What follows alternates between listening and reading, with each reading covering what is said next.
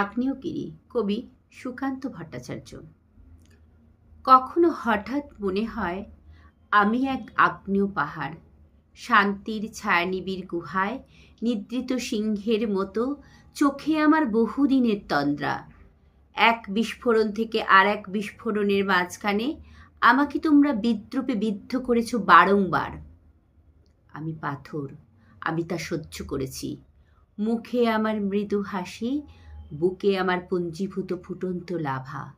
সিংহের মতো আধবোজা চোখে আমি কেবলই দেখছি মিথ্যার ভিতে কল্পনার মশলায় গড়া তোমাদের শহর।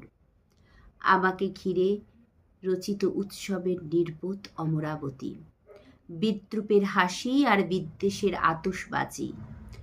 তোমাদের নগরে মদমত্ত পূর্ণিমা।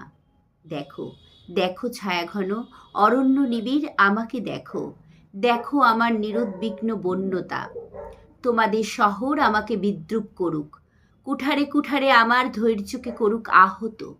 কিছুতেই বিশ্বাস করো না আমি ভীষুভিয়াস পুজি আমার সহোদর। তোমাদের কাছে অজ্ঞাত থাক ভেতরে ভেতরে মোচড় দিয়ে ওঠা আমার অগ্নুদ্গার, অরণ্যে ঢাকা অন্তর্নিহিত উত্তাপের জ্বালা। তোমার আকাশে ফ্যাকাশে প্রেত আলো, বুনো পাহাড়ে মৃদু ধোঁয়ার অবগুণ্ঠন। ও কিছু নয়, হয়তো নতুন এক মেঘদূত।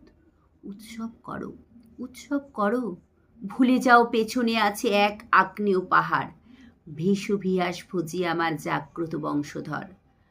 আমার দিনপঞ্জিকায় আসন্ন হোক বিস্ফোরণের চরম পবিত্র তিথি। নমস্কার।